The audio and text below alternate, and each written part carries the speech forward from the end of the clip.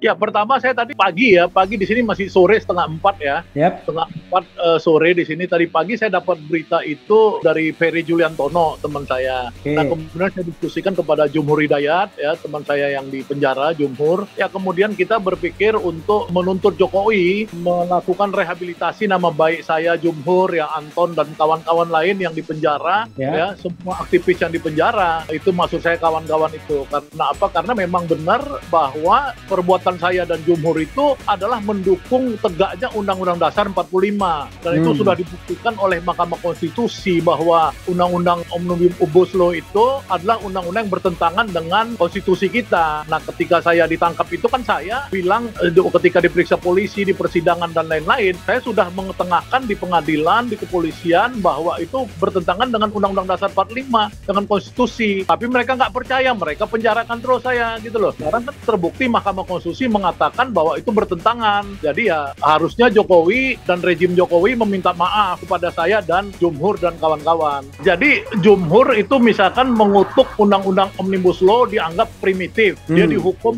10 bulan kemarin. Kemudian saya itu mengutuk ya, merefer pada omongan Pak Gatot Nurmantio, mengutuk Undang-Undang Omnibus Law karena menyengsarakan buruh. Langsung saya dituntut 6 tahun penjara. Kemudian di dalam pemeriksaan saya mengatakan bahwa Undang-Undang Omnibus Law itu sudah bertentangan dengan konstitusi. Nah, kenapa omongan saya itu kemudian membuat saya dipenjarakan? Nah, inilah yang sebenarnya pemerintah terlalu tergesa-gesa, tidak percaya pada suatu dinamika demokrasi di mana suara rakyat itu penting untuk didengar. Selain itu, kalau selain Abang dan Jumhur, ada juga aktivis-aktivis lain di seluruh Indonesia yang mungkin banyak sekali, bukan hanya banyak, ini. kan? Dari kami sendiri ada Anton Permana, ada Amri di Medan bersama 3 orang yang lain, kemudian di mahasiswa-mahasiswa, anak STM dan lain-lain yang melakukan demonstrasi menolak rencana Undang-Undang Omnibus Law. Itu kan udah banyak sekali yang dipenjara. Bahkan dibilang ada orang dekat lingkar istana mengatakan demo Omnibus Law itu sampah demokrasi. Kan? Iya, itu jadi itu kembali kepada ini logik berpikir kekuasaan sekarang. Jangan terlalu cepat memenjarakan orang. Cepat-cepat memenjarakan orang ternyata benar bahwa mereka itu bertentangan dengan Undang-Undang Dasar 45.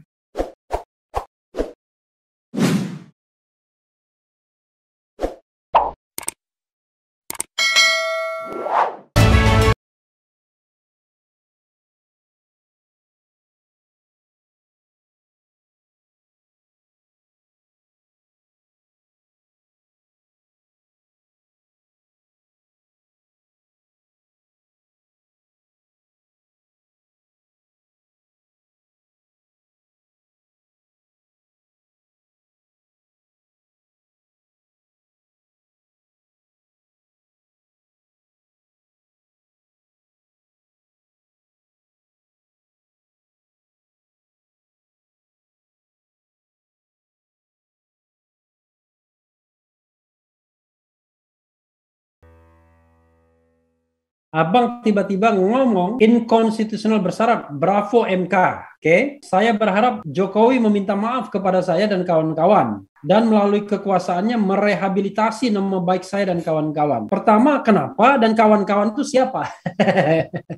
Ya, pertama saya tadi pagi ya, pagi di sini masih sore setengah 4 ya. Yep. Setengah 4 sore di sini. Tadi pagi saya dapat berita itu dari Ferry Juliantono, teman saya. Okay. Nah, kemudian saya diskusikan kepada Jumhur Hidayat, ya, teman saya yang di penjara, Jumhur. Ya, kemudian kita berpikir untuk menuntut Jokowi melakukan rehabilitasi nama baik saya, Jumhur, ya, Anton, dan kawan-kawan lain yang di penjara. Ya, semua aktivis yang di penjara. Itu maksud saya kawan-kawan itu. Karena apa? Karena memang benar bahwa perbuatan saya dan Jumhur itu adalah mendukung tegaknya Undang-Undang Dasar 45. Dan itu sudah dibuktikan oleh Mahkamah Konstitusi bahwa Undang-Undang Omnibus Law itu adalah undang-undang yang bertentangan dengan konstitusi kita. Nah, ketika saya ditangkap itu kan saya bilang ketika diperiksa polisi, di persidangan dan lain-lain, saya sudah mengetengahkan di pengadilan, di kepolisian bahwa itu bertentangan dengan Undang-Undang Dasar 45, dengan konstitusi. Tapi mereka nggak percaya, mereka penjarakan terus saya gitu loh. Sekarang kan terbukti Mahkamah Konstitusi konstitusi mengatakan bahwa itu bertentangan. Jadi ya harusnya Jokowi dan rejim Jokowi meminta maaf kepada saya dan Jumhur dan kawan-kawan. Serta merehabilitasi ya. Rehabilitasi, ya itu nggak gampang dipenjara. Apa Jokowi mau dipenjara 10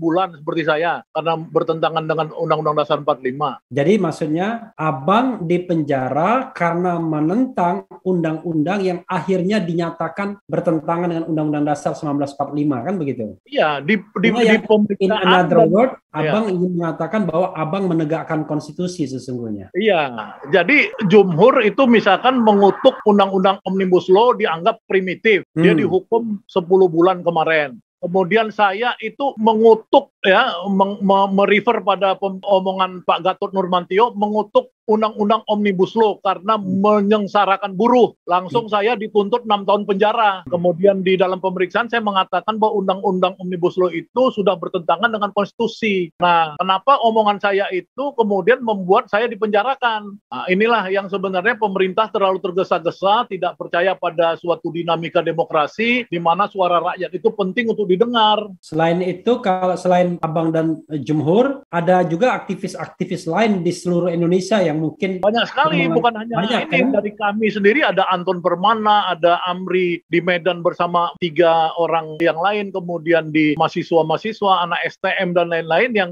melakukan demonstrasi menolak rencana Undang-Undang Omnibus Law itu, kan udah banyak sekali yang dipenjara. Bahkan dibilang ada orang dekat lingkar istana mengatakan demo Omnibus Law itu sampah demokrasi. Iya, itu jadi itu kembali kepada ini logik berpikir kekuasaan sekarang, jangan terlalu cepat memenjarakan orang. Cepat-cepat memenjarakan orang ternyata benar bahwa mereka itu bertentangan dengan Undang-Undang Dasar 45. Bang Sahganda, kita tahu bahwa putusan ini ada split decision ya. 4 orang dissenting sepertinya, 5 orang yang menyatakan. Ya memang terlepas dissenting opinion, yang jelas memang MK mengatakan ini inkonstitusional ya. Tapi ini barang masih disuruh hidup 2 tahun ke depan. Ya minimal dari sekarang sampai 2 tahun itu, kan kita tahu bahwa undang-undang ini undang-undang yang memang buruk buat rakyat. Kalau buruk buat rakyat dan saya kemudian mengutuk undang-undang itu, bahkan saya mengutuknya rencana undang-undang, masih rencana, belum undang-undang. Kenapa langsung main tahan dan penjarakan, kan itu. Jadi apa usul Abang terkait dengan ini ya, undang-undang ini? Karena begini, kan undang-undang ini dibiarkan hidup 2 tahun, padahal dia buruk. Selama 2 tahun tersebut, bisa jadi dia makan korban yang banyak. Iya. Pak, kenapa nggak disuruh saja, misalnya Presiden keluarkan Perpu misalnya. Toh undang-undang ini sudah dinyatakan inkonstitusional. Jadi kembali dulu kepada garis awal dan baru disiapkan undang-undang yang lebih baik kalau mau melakukan perubahan-perubahan. Begitu. Ya, kalau saya sih pada poin intinya adalah bagaimana agar rejim ini jangan terlalu gampang nangkap-nangkapin dan memenjarakan orang. Kalau itu saya sepakat. Intinya, ya kan? Karena apa? Karena kalau main tangkap-tangkap aja, terus bagaimana setelah ternyata omongan saya benar bahwa RUU Omnibus Law itu sama dengan pikiran Mahkamah Konstitusi, bahwa itu bertentangan dengan konstitusi. Kok enak aja main tangkap gitu? Terus gimana itu? Apa moralnya? Moralnya Jokowi dan rejimnya itu apa? Nangkapin orang coba, menjarain orang. Jadi tidak ada lagi, Abang ingin mengatakan tidak ada lagi moral ground, ya kan? Iya dong, kalau kita kan mau membangun sebuah bangsa Indonesia yang bermoral. Ya seperti di negara maju, seperti di Belanda ini ya, di Eropa, negara ini bermoral. Kita kemana-mana lihat orang semuanya menghargai hukum, ya menghargai konstitusi, nggak main tangkap-tangkap. Orang di sini demo anti vaksin aja, yang nggak suka vaksin nggak ada ditangkap di sini. Tapi kalau tidak hanya di ini, tapi kita juga begitu. Di media sosial kalau kita anti vaksin, wah itu bisa di-close kita. Iya, di media sosial orang-orang yang anti vaksin langsung ditangkap. Di sini enggak. Di sini malah polisinya ini kok diserang juga nggak ganas-ganas. Jadi kita kembalilah berpikir bahwa Indonesia itu dimerdekakan itu. Kalau begitu, ya, apakah kita perlu kita budayakan demo di sini untuk mengkritik pemerintah Belanda?